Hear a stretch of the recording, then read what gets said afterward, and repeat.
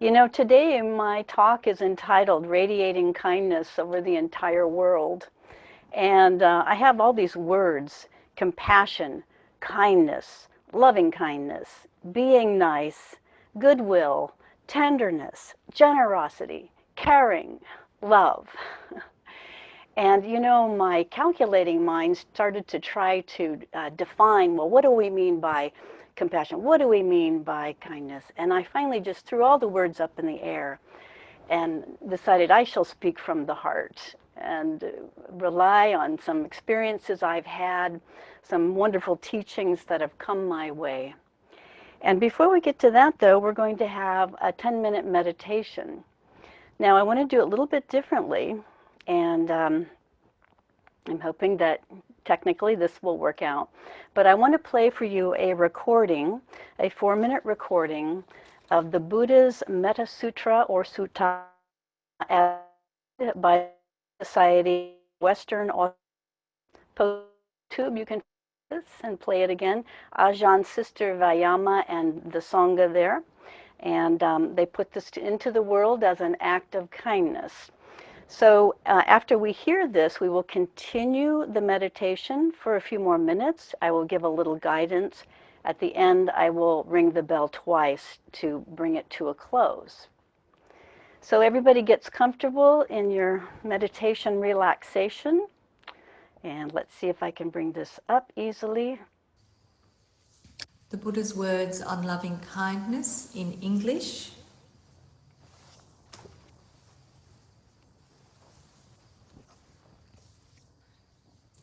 This is what should be done by one who is skilled in goodness and who knows the path of peace.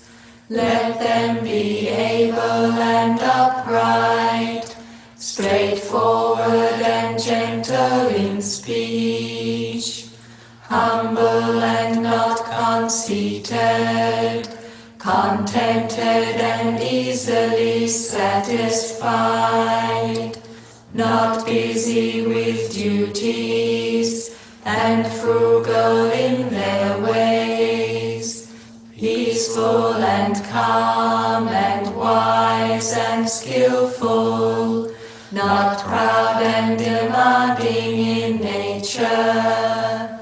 Let them not do the slightest thing that the wise would later reprove, wishing in gladness and in safety. May all beings be happy. Whatever living beings there may be, whether they are weak or strong, omitting none, the great or the mighty, medium, short or small, the seen and the unseen, those living near and far away, those born and to be born, may all beings be happy. Let none deceive another or despise any being in any state. Let none through anger or ill will wish harm upon another, even as a mother protects with her life her child, her only child. So with a boundless heart should one cherish all living beings, radiating kindness over the entire world, spreading upwards to the skies and downwards to the depths, outwards and unbounded, free from hatred and ill will, whether standing or walking, seated or lying down, free from drowsiness. One should sustain this recollection. This is said to be the sublime abiding. By not holding to false views, the pure-hearted one, having clarity of vision, being free from all sense desires, is not born again into this world.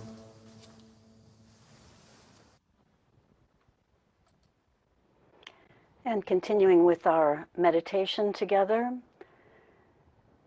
and we may notice the words we've just heard, and maybe we watch them on the screen resonating inside us as we take a nice deep breath in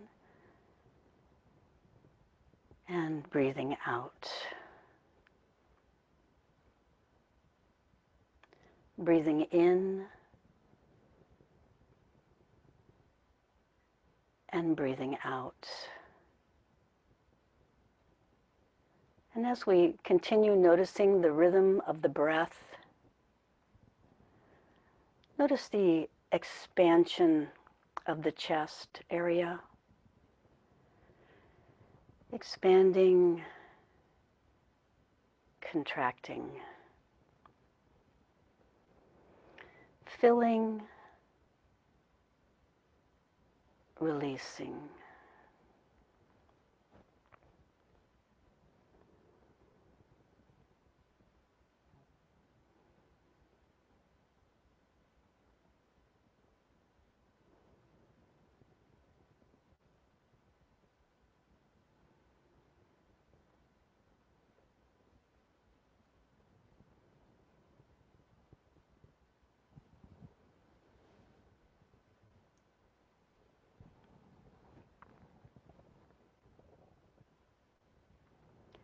With a boundless heart, should one cherish all living beings,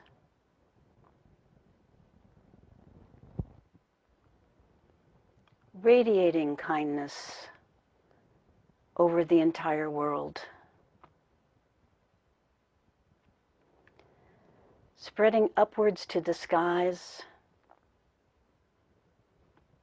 and downwards to the depths, outward and unbounded, freed from hatred and ill will.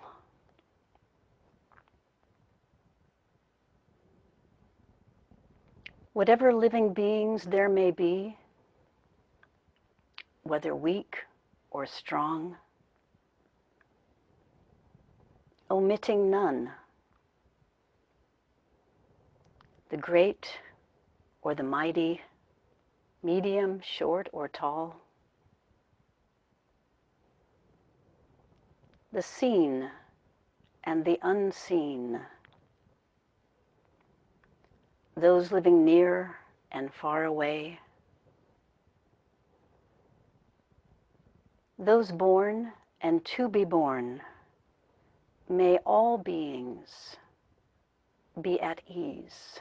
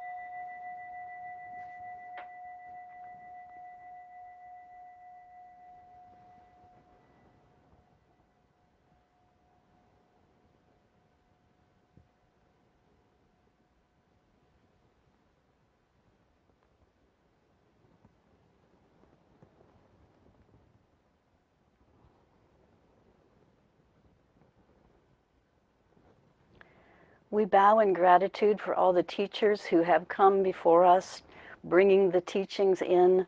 I especially like to bow in gratitude to Joel, who created the Center for Sacred Sciences, giving us sanctuary and giving us teachings, and to Jennifer, who keeps the library and all of the things flowing that she does. So much, much gratitude to all the people actually who helped the center be what it is, including Tom McFarland for being so good in helping with the Zooming and technical things, and also for that beautiful, beautiful music you played in the beginning, Tom. Thank you for that. Thank you. Okay, so I always like to start with a poem. And as an act of kindness to myself, I decided to record the poem. And so I can play it back to you, and I can just sit and listen to the poem myself. So it has a musical background in it, and so technically it has to be just right. And so my hope now is that I shall play you the poem, which is entitled Kindness by Naomi Shihab Nye. It's a very famous poem now, really making the rounds everywhere as people have such a need to open up to kindness, to feel kindness. And I would like to dramatically read her poem for you. In this recording, you shall hear it. So let's hope this goes perfectly.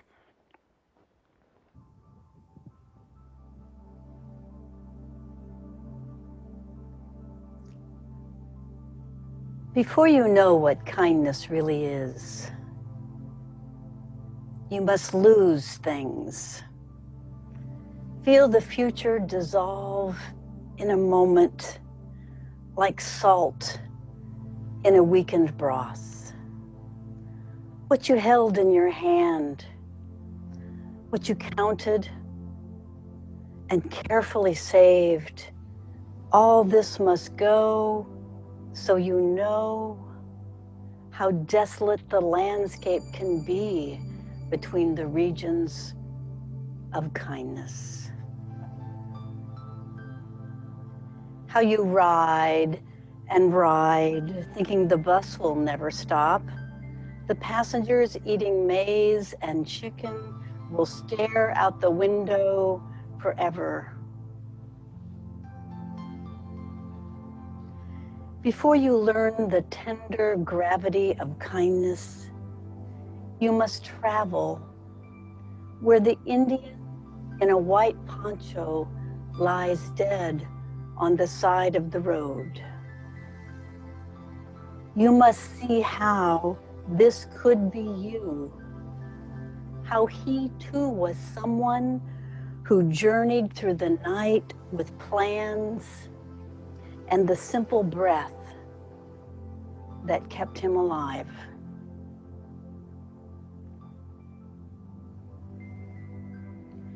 Before you know kindness as the deepest thing, you must know sorrow as the other deepest thing. You must wake up with sorrow. You must speak to it till your voice catches the thread of all sorrows and you see the size of the cloth. Then it is only kindness that makes any sense anymore. Only kindness that ties your shoes and sends you out into the day to mail letters and purchase bread. Only kindness that raises its head and says, "It is I. It is I you have been looking for." And then it goes with you everywhere, like a shadow or a friend.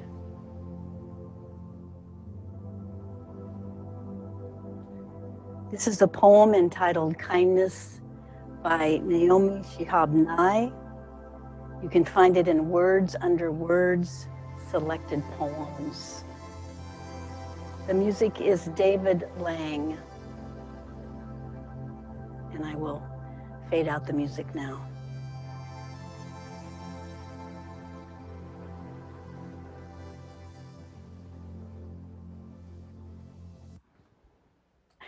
You know, this poem, I have read it many, many times. I've been using it in my writing workshops. And of course, with any great work of literature, every time you read it, you see something new, something else there, hadn't seen the first time, and so on. And so I'm going to come back to the poem later in our hour here. And I'm actually going to have someone else read something related to it. So that's coming up, and I'm keeping this off to the side, the poem, so I can come back, and also the Metta Sutra, some lines that we'll be looking at there. So obviously my title, Radiating Kindness Over the Entire World, comes from the Buddha's words on loving kindness, the Metta Sutta. And it has a very special place in my heart. I want to tell you the story, though, of my life, my journey, my understanding of compassion, and bring it up to where I was first introduced to the Buddha's words. So I'm going to start when I was a little girl. I was a little girl, probably between the ages of 3 and 5. I can't remember exactly. But we were on a family vacation. We were from Iowa, and we often drove to Florida for family vacation and visited relatives along the way. So this particular time we stopped in Memphis, Tennessee, because my dad wanted to see his brother who worked in a used record shop. So we all went into the used record shop, and it was dirty and dingy. I mean, even as a child, I reckoned, oh, this is pretty dusty, dirty place, you know. They don't clean up too well here. And there's stacks and stacks of records and boxes and people looking through the boxes. And then we were getting ready to leave. We got back in the car, and then I had to go to the bathroom. I don't know what I called it then exactly, but I have to go, number one. So my mother stayed in the car with my brothers, and my dad took me back into the record shop and asked his brother, where is the bathroom? And he points over there, and my dad goes and opens the door to the bathroom, and it is filthy. Oh, terrible bathroom. How can he, put his little girl in here? And so I'm standing waiting, gotta go. And I watched my father in an act that to me I registered in my mind. Here it is, so many years later, and I still register this as compassion. You might say, oh, it's just good parenting or whatever. But I saw my father clean the bathroom as best he could, my father would have been about 33 years old. He's trying to clean it, and then he takes the toilet paper and pulls it out and starts folding it up into these little cushions that he puts all around the rim so that I can sit there in cleanliness. So why did that stick with me? That one thing. When my father passed away, that memory came up. I was at the funeral, and I was just reliving my father's act of compassion. So that's an early act that I noticed. You might think a talk about compassion or kindness, we're going to talk about how can I be more loving and kind in the world. But what about noticing when you've been the recipient of kindness and compassion? Open up to see, in all the different ways that we're receiving kindness.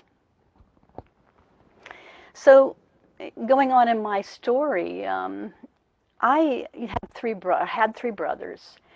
One brother was born with a brain injury, so it was a traumatic birth, and he had a brain injury that was not noticeable right away, but as he, at least at age 5, it was quite noticeable that he could not do what everyone else was doing at his age. So he never ever could learn to count, to understand numbers, to tell time, or any of these things. So I was little sister, and I had a mother who taught me never to make fun of him. Never shame him. Help him. Be helpful. And so this also meant to examine, why did you say something? Why did you say that? Did you say it because, you wanted to show him he was wrong? Or do you want to show him how to do something that needs to be done? So I grew up with these parents. No, they weren't perfect. There were a lot of things. But these things were teaching me kindness and helpful, how to be helpful. So as a child, my family was not very religious, but I developed a prayer practice. And I can still see myself as a child laying in bed at night praying. So at least before the age of 9, I was lying in bed praying every single night. I couldn't miss. I had to do it. And I would say, thank you, God. Thank you, God, for everything. Everything. See, this is the good and the bad. Both Naomi Shihab Nye talks about it, and the Buddha talks about it, the good and the bad both together. Thank you for this. Thank you for this opportunity. So in my child's mind, I was saying, thank you, God, for everything. Now, strangely enough, I was timing those words to my breath. So, thank you, God. Thank you, God, for everything. Thank you, God. Thank you, God, for everything. And then I started to make a line of light around me, circling around my body. No, I don't know anybody who did this when I was a kid. I just made it up. Coming around, thank you, God. Thank you, God, for everything. But then it got a little bit more expanded. I began to say, please protect me and everyone else, everywhere. So I love that. The Buddha says, the seen and the unseen, everyone, not just the ones that I like, everyone, everywhere, which means those born and to be born, those living near and far away, as the Buddha says. So I had a prayer practice going. Now, some of you have heard me talk about what an unhappy, melancholy teenager I was, how I was running away from home and doing all sorts of things. But recently, in one of my writing workshops, I gave a talk where I came out as a self-lover, that I always had a sense of loving myself. And how I, felt that, well, you got to hide that kind of thing. You can't go around telling people you love yourself, because then they'll think, oh, she thinks she's all that in a cup of tea, or whatever. So I didn't go around telling people until just now. Now I'm telling everybody. But the way I could tell that I love myself was that I could observe the kindness that I gave to my own being, even though I was miserably unhappy.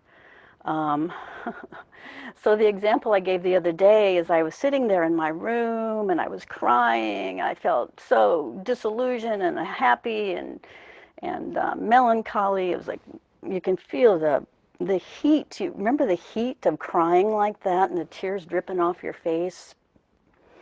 So I'm sitting there on the floor and I'm crying, and I reached over and picked up a hand mirror and brought the mirror to in front of my face, and I saw this young woman, this 15-year-old, crying, and my heart went out to her.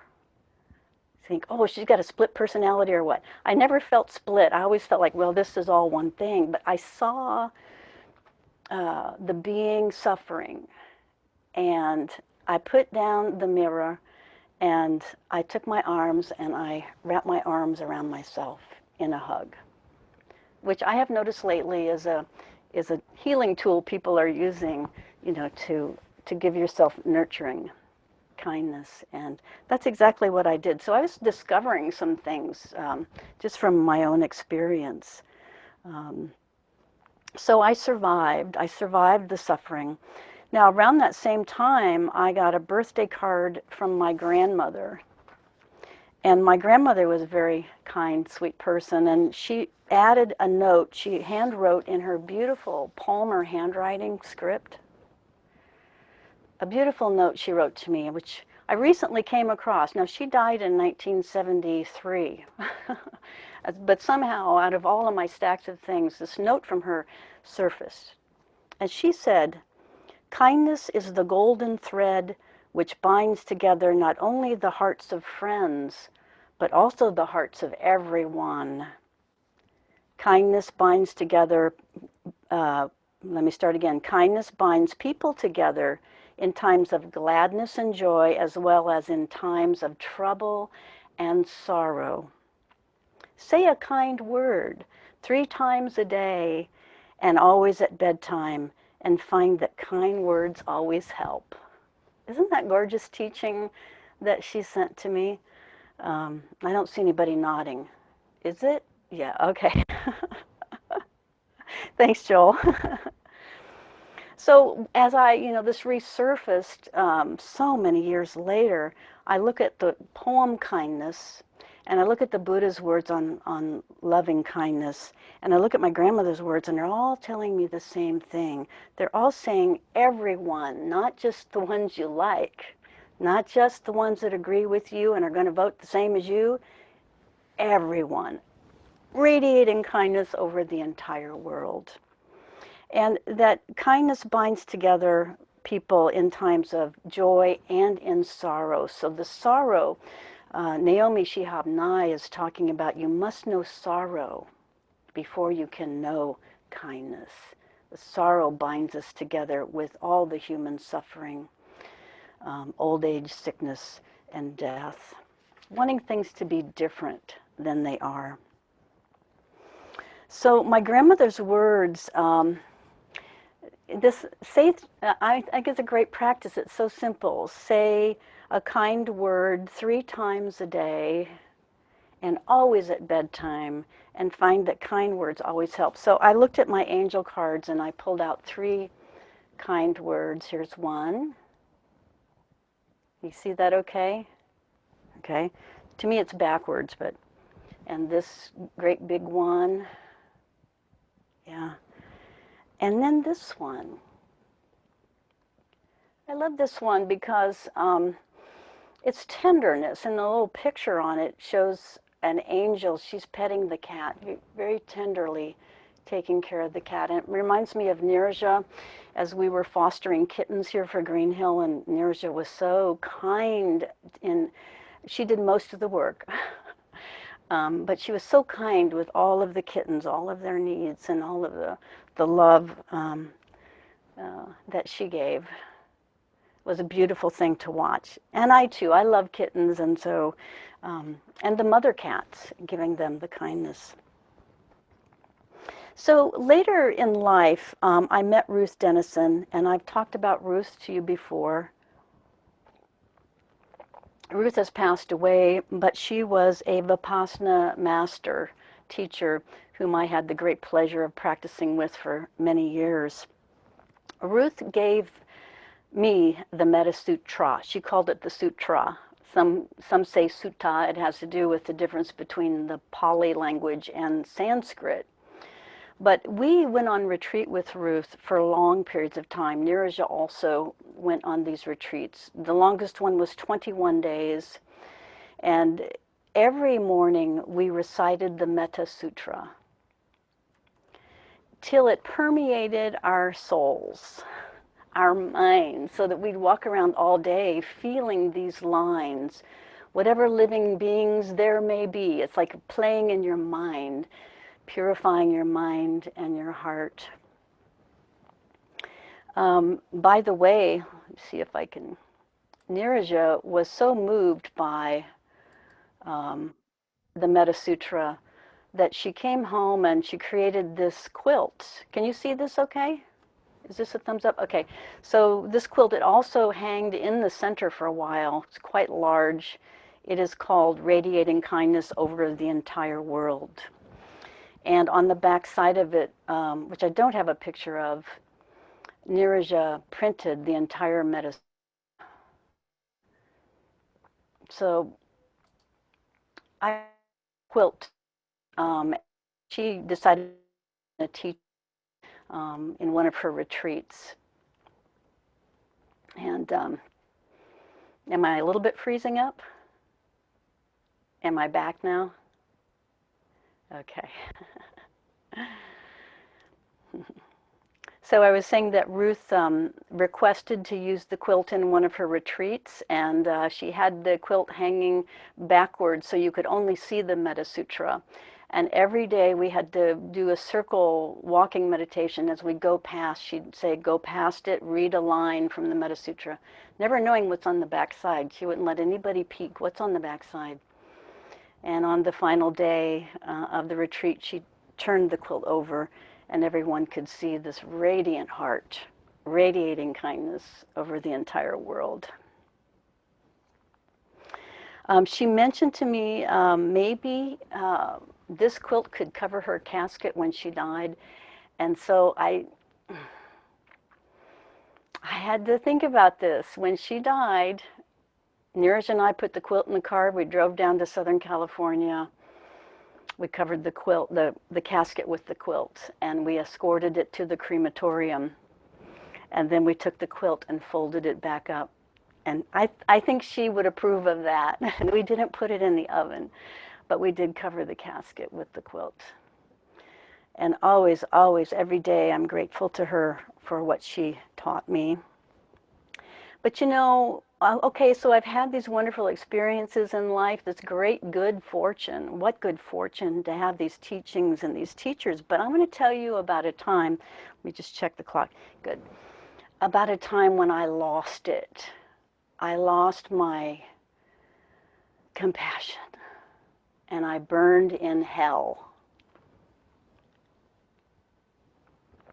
for 3 days. So some of you have heard this story before, so I won't make it a long one. I'll give you a shorter version of the story. My mother has passed away now, but before she passed away and before she went to a care facility, I went to visit her in Iowa, which I often did. And this particular time, I was sleeping in a bedroom upstairs, and she was sleeping in a bedroom downstairs. Well, one morning I got up, and the house downstairs, the drawers were pulled out, the couch cushions were pulled out and turned over. Something had happened in the house. My mother was almost hysterical. She'd already called the police. Someone had broken into the house and robbed the house. So someone came into the house and went all the way back into the room where she was sleeping and snoring, and even opened her purse and took the money out of the purse.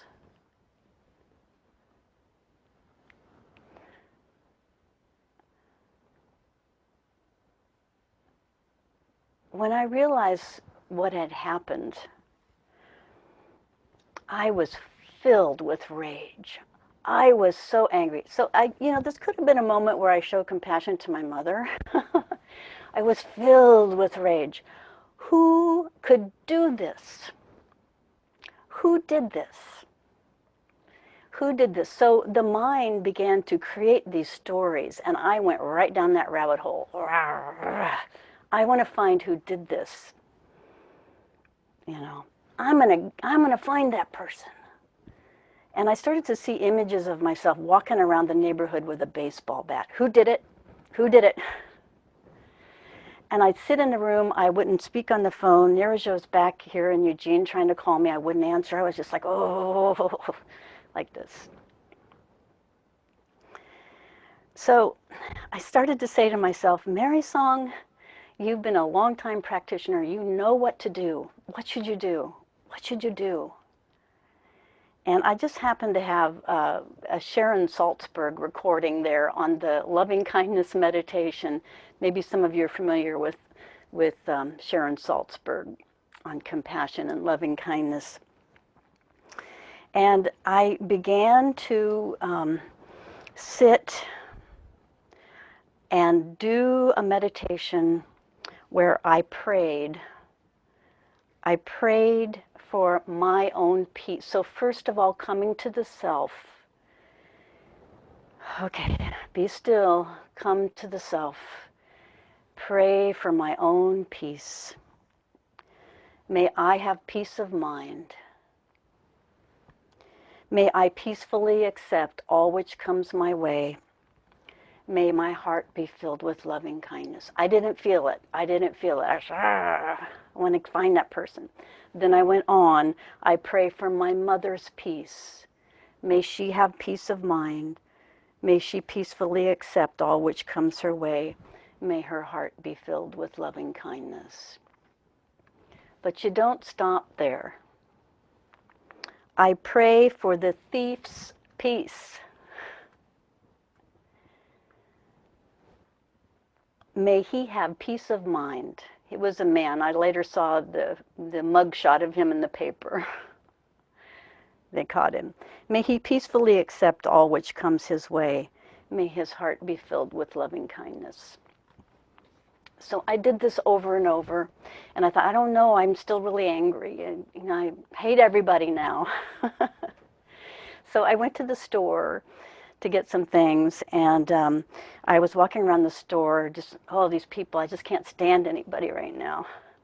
And there was a little commotion at the checkout stand because people were looking out the window, and there was a woman outside in her car, and she seemed to be in distress, and the people are looking out like, what's going on? And I saw myself walk out the store, walk up to the woman in the car, and I said, "Are you okay?" So I knew in that moment, there it was, it's back. There it is. It never left. As she was having an asthma attack, so she was trying to catch her breath. I stayed with her for a few minutes till she was okay. But I was, oh, thank you, universe, thank you, God, for everything, to show me that. As Joel might say, your guru is staring you in the face when something like this arises. So this is also true when we think about all the violence, the conflict, hostility going on in our world right now, in our society, in our nation, right here in Oregon. We turn on the news and, wow, is this really happening?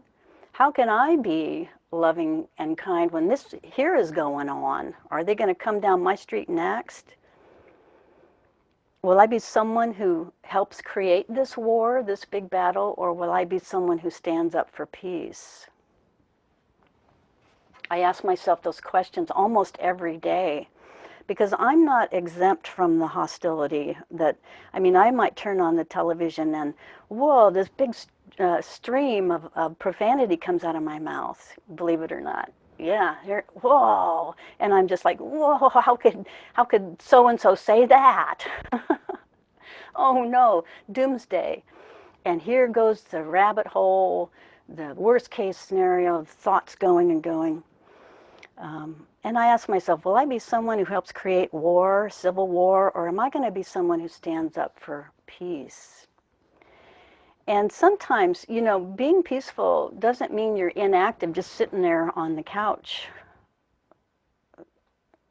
Sometimes, yeah, you're sitting in meditation, like contemplative nuns or whatever, but sometimes it means taking action, being an activist, one who actually has peace of mind, who is centered, who stands up for what they perceive as being justice.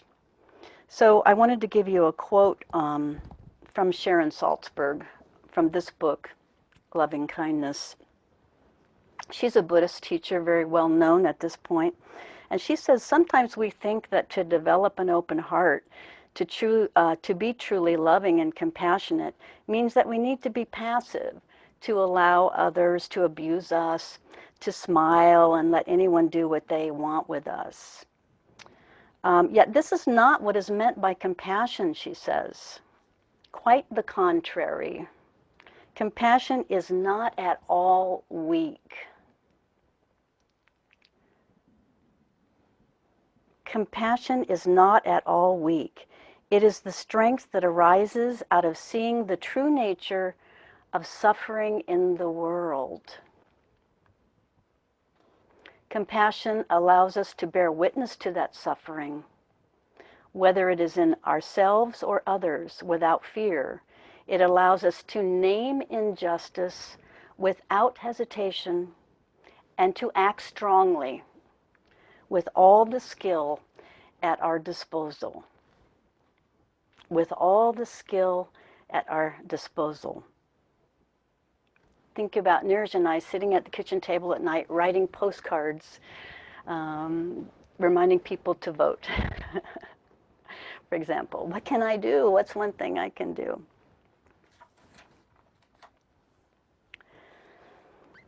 Sometimes I think, you know,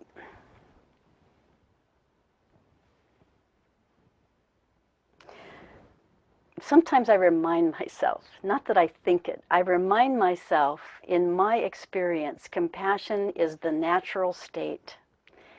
If my mind will get out of the way, or if my mind is purified, compassion naturally flows. Compassion will naturally flow. If I go down the rabbit holes of worst case scenarios, telling myself stories and believing them of the bad things that will happen, first I poison myself, and then I radiate poison. I have too much kindness to myself, too much self-love to want to poison myself. And I think, what if this is the last day that I'm alive? I don't know. Could, throw a blood clot later today or something. And well, on the last day I was alive, I had hatred in my heart. I remember doing death practices with Joel. We would have a death, we would have a phrase that we would repeat over and over so that at the moment of death we would remember it. And we would die with that on our lips. So, do I want to die with anger and ill will or loving kindness? That's not hard to answer, right, Clivon? I see you going, yeah. That's pretty clear. That's clear. Even if they do the bad things I don't like, even then, because, when I die, it's going to go, apparently, the world arising, apparently goes on. I don't really know if it does or not. Apparently, I'll die, and then, greed and hostility and deluded thinking, this attachment to separate selves that create power over other people, all that continues. Maybe. Maybe.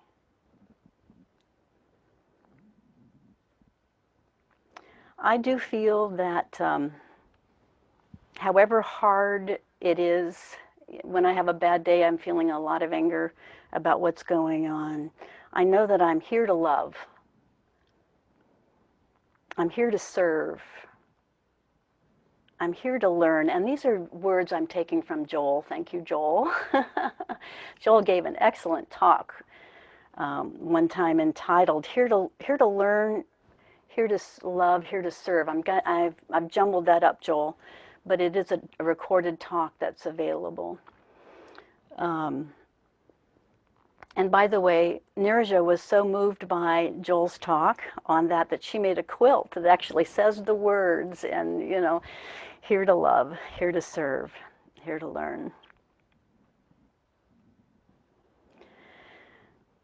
It's important to remember that the compassionate heart has room for let me speak personally, my compassionate heart has room for my anger.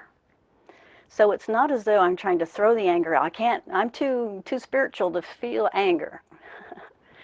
Actually, my heart is big enough to embrace the anger. Okay? When I embrace my anger, I have the opportunity then to remember.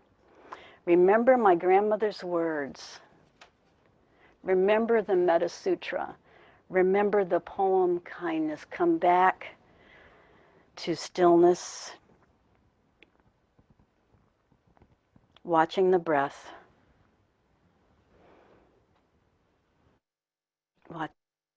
Ruth taught me to consider I am being breathed through an act of kindness and compassion. The body is being breathed. Instead of my breathing in, breathing out, something's breathing me. Also beating in my heart, feeling through my hands, tasting, smelling, hearing, seeing. And when I take a step, the earth compassionately holds my foot. So it's possible to shift our thinking about compassion and to observe it arising at all times in many, many different ways. I hear the bird call. I go to the ocean, hear in the background. I hear the waves. I might taste the salt. How is that an act of compassion? Not my doing compassion, compassion coming toward me. My anger, when I embrace it, transforms into clarity of vision. With clarity of vision, I can be an activist. For 2 years, Niraj and I stood on the street corner with signs. You know, I don't know that that actually had positive effect, maybe, but it's like the butterfly effect. You never really know because it goes on and on and on and on and on. And it's not being attached to the fruits of your labor, but being moved out of the goodness, not out of the combative part, like I want to hit somebody over the head with my sign, but standing up and showing what I think is just. And then next, on the other corner, someone says the other thing, whatever. So transforming anger with compassion for yourself into clarity of vision. And I have this beautiful quote by Thich Nhat Hanh. I think all of you are familiar with the Buddhist monk Thich Nhat Hanh. He said, "Waking up this morning, I smile. 24 brand new hours before me. I vow to live fully in each moment and to look at all beings with eyes of compassion." Notice that he says all beings. He doesn't say some beings. I look at some beings with eyes of compassion, but not those other people. And that, of course, includes the ones we disagree with. So, you know, during these times, these difficult times, even within our own families, there's somebody else in the family who disagrees, and maybe you're avoiding them, as I am in some cases. And I recently had an experience where I had just a big surge of aversion, and I said some bad thing, not to the person, but to myself, and unfortunately Nirja had to hear that. Remember, you're poisoning yourself and whoever else is in the room.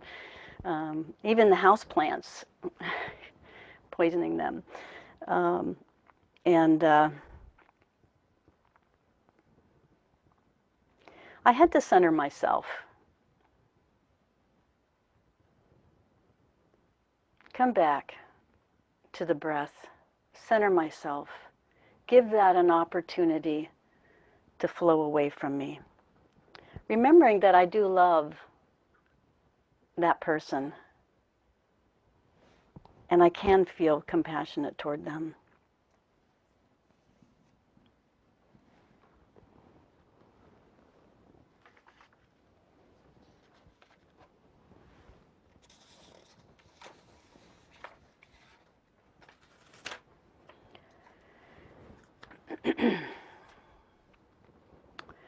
So I wanted to come back to Naomi Shihab Nye's poem, Kindness.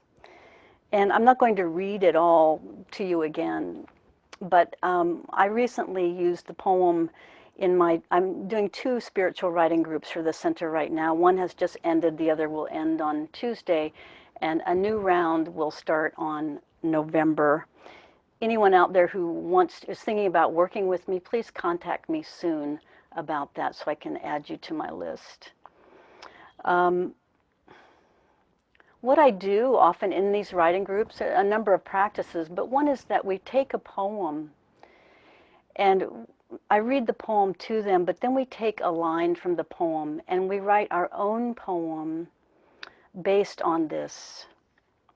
Okay, it turns out that everybody I've worked with is so wise and just brimming with teachings and understandings. All these understandings looking for the channel to get out into the world, and so we don't inhibit it, it comes out. And see, I'm looking for, okay, Bev's there, good. So I'm calling on Bev. She's going to be reading for us. But before she reads, I want to point out that she took the first line of this, before you know what kindness really is.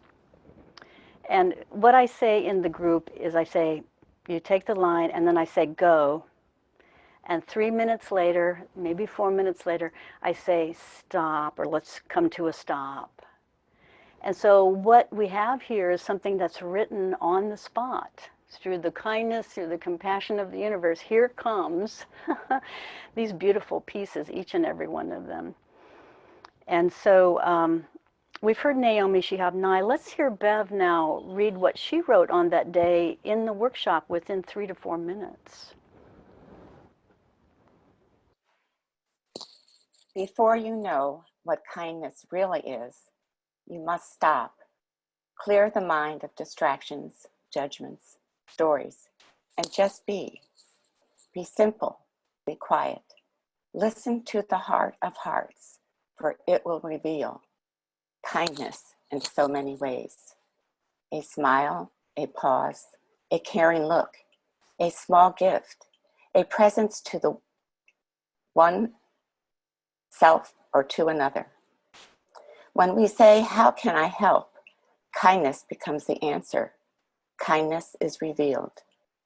Through cultivating kindness and compassion, it naturally rides and abides in the heart. What needs to happen will, if one can be quiet, be still, and listen to the small inner voice that speaks, that shows the way, that reveals the right actions. That voice cannot be heard when other voices are shouting, my own or others. Stillness, quiet.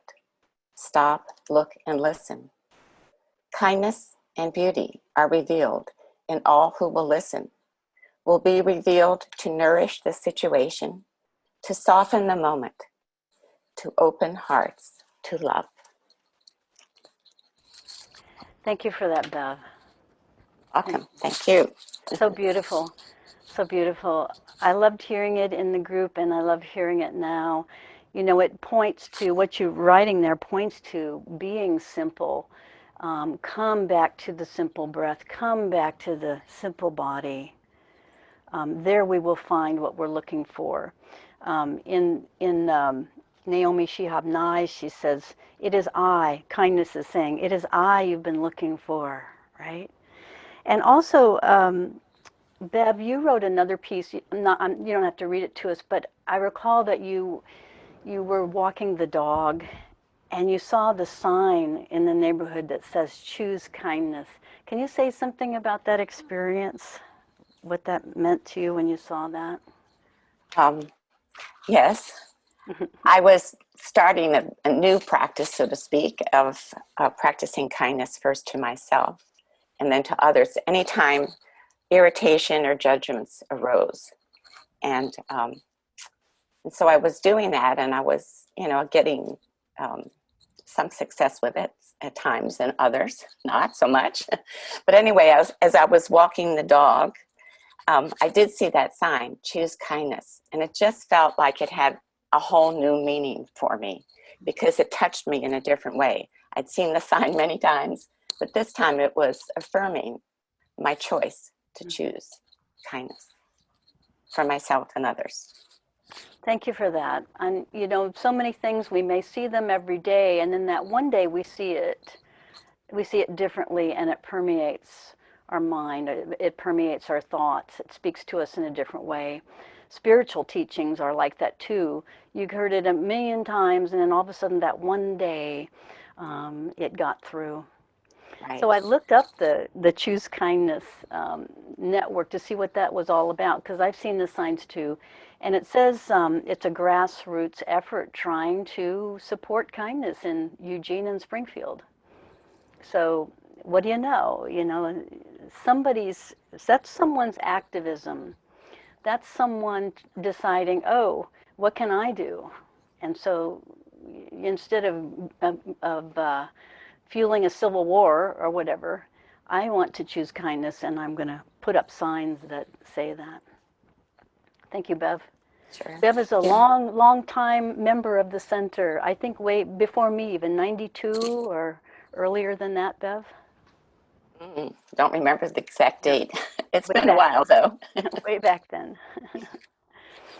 And then I wanted to also ask Nirja if she was also in that same session, if she would read her version, because it's so interesting to hear, you know, you might have 10 to 12 people all writing from the same line, and they come out a little different depending upon the person's experiences. So Nirja is going to read for us next. Before you know what kindness really is, you must know loss and sorrow.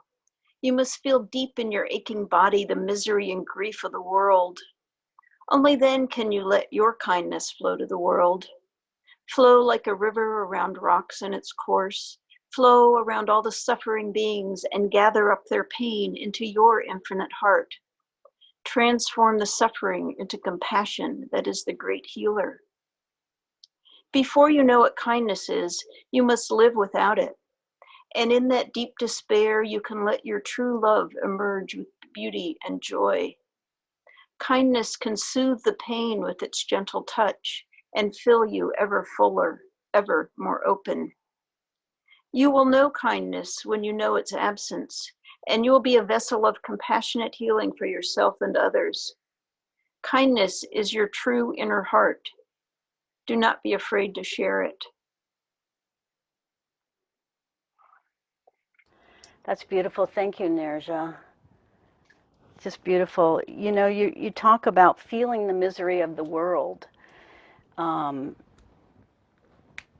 letting it fill your infinite heart.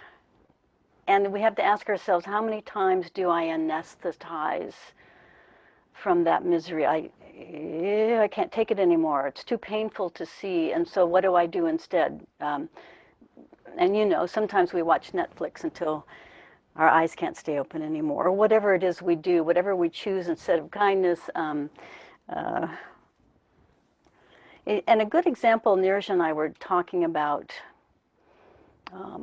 this morning, I think, Nirja, an example of when the mind tries to churn up stories of conflict. Um, our next door neighbor decided to move, and we were like alarmed. Oh no, because we liked that neighbor, and now they're moving. So our minds had churned up these terrible stories like, oh no, what if there are people like this, or what if there are people like that, you know, who disagree with us and they don't like us, and you know, so we were feeling bad, and we successfully stopped ourselves, didn't we, Nirja? Yes, we did. We quickly thought, well, instead of repelling those people, we need to draw the people that we want to us. And so we started imagining the people we wanted to be our neighbors. Yes, and I don't know if that really works, you know. I mean, you know, Worked. manipulating. Sometimes it's the bad neighbors that actually will be the guru staring you in the face. But it actually works. We've got these fabulous neighbors. And so then we look back, oh, we wasted all that time thinking up negative stories to tell ourselves when the perfectly wonderful people have moved in. So that's a great example. Thank you for reading that piece. It's just beautiful. So my experience in working with people and using creative writing as a tool shows the vast wisdom that's right at our fingertips. Somehow we know the compassionate heart. It wants to speak. Um, we understand some things that sometimes consciously we push away, and then through creative writing, they have a chance to come up. So I wrote a question out. I thought, well, somebody might ask this question. How would I answer it? And I will have, let's see, Neeraj, I'll have you mute your mic again. Thank you. What can I do if I'm swamped with anger and I can't even be kind to myself? Has anybody had that? Can I see some hands? You've, time to time, okay, I can see one page and then I got to flip over here and see the other page. Okay, good. And so I wrote this as an answer. Be quiet a moment and find something near. A house plant. I have a little cactus growing in the kitchen windowsill. I feel sorry for the cactus being potted. But there it is. And, you know, I can turn to my little cactus and sprinkle a little water over the top and speak kindly to the little cactus. Or to the tree outside the door. Okay? There's always something or someone or some being to express kindness to. The cat. Speak kindly to the cat. And then if you have no living being nearby, that I can't believe that would be true, but how about a dusty table? Can I lovingly dust the table? Mindfully, lovingly. I love my table. This was my great-grandmother's table. Her hand went across here, now mine. Okay? Coming to the simple things. Bev mentioned this in her poem, the simple things, okay? Dishes in the sink, mindfully washing them, okay? Mindfully feeling the weight of them in your hands. Maybe considering that these are made from some substance. And there are a lot of labors went into creating this, these plates, these glasses, whatever they are. So these are all centering practices, actual things you can do when you're feeling that loss. I've just lost it. I'm so mad. I can't. Come back home to the center. Follow my grandmother's advice. Find 3 kind words. Say them to yourself, to the house plant, to the table, to the universe. Let the universe breathe you, move you, and be a part of the play. Now, at the center, we have something called the Kindness Network. And I think you've all heard about it. I think Barb actually spoke about it in the introduction. And I was thinking about this, how did it originate? Because I was at the center a long, long time before we had the Kindness Network. And so I asked Annie O'Shea, I see Annie there, hi Annie, to say something because the idea originated from her and then people stepped up. Michael Ogden, Catherine Cardellino, they stepped up, and others too, I'm sure, to help carry this out. So Annie, how did it come to you? Thanks, Mary Song, for asking me to talk about the Kindness Network. It's very close to my heart. Just a little bit of background. Before I came to the center, I was a member of the Blue Mountain Sangha. It's really based in California. It's Eknath Easwaran was the beginner. Well, he was from India. He was raised Hindu and Christian, and he moved to the United States, ended up in Berkeley, I think it was, and started teaching meditation and meditation classes at the university, I think. And he built with about 30 people, I think, an ashram, and they had their whole thing going on. It had 8 points, which are very similar to the 10 precepts. And one of the ones that was really important to me was putting others first. And it was just really, I took it really seriously because I had had problems with codependency. And putting others first, that sounds good, but if you have a codependent tendency, you have to really fine tune what that actually means to make sure you're not leaning into the codependency. It's a very fine line. So I was with them for about 6, 7 years, whatever. And it really, that particular precept or point really transformed my life.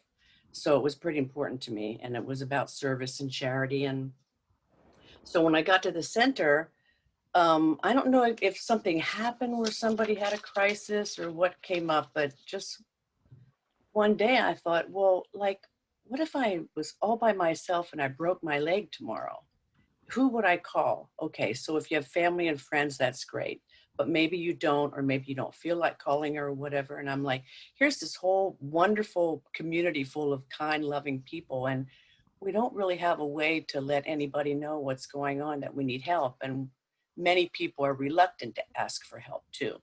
So Michael and I really decided to just put this, it's very simple. We just had people sign up, say what they would be, if they could, say what they would be most comfortable doing, getting groceries, taking you to the doctor, stopping by and chatting, meditating, whatever, and then your name and phone number. And then Michael and Catherine agreed to be sort of like the mediators. So if you can go directly to the website and call people on the list. But if you're not comfortable with that, you can call Michael or Catherine, and they will get you together with someone who can help you out. So that's really how it came about. And I just really wanted us all to be able to be kind and help each other when we needed it and have it stay pretty simple. And so far, there's not been times people have called. It's not really active, but that's probably a good sign that we all have people around us that can help us. But just in case. So that's the story of that. And if anybody has any questions or wants to know, you can go to the website. Let's see, I wrote that down somewhere. You go to the website and you go to at the menu at the top, you go to members and then member login. And then that'll take you to a page where you can click on the Kindness Network. Annie, I like how you said that it started with this thought, what if I had a broken leg tomorrow? What would I, and so it started with the self. I mean, right here in this body, oh, here I am with myself. What would I do? How would I reach out? And somehow that transformed into how may I serve? How can we serve each other? So it's kind of beautiful. It starts here in the own space, own heart, and turns around serving other people.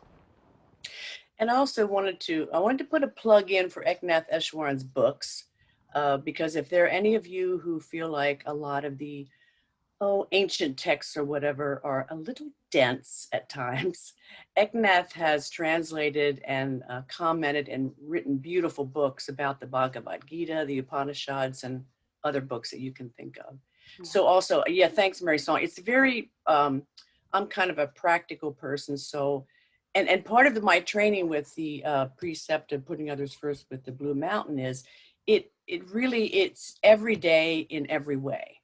So making a cup of coffee for your spouse, holding the door for somebody at the store, saying hello to somebody on the street. Every moment of every day, there's opportunity to be kind and to serve and be loving in that way. Yeah. Yes, every day in every way. It's always available to us, right?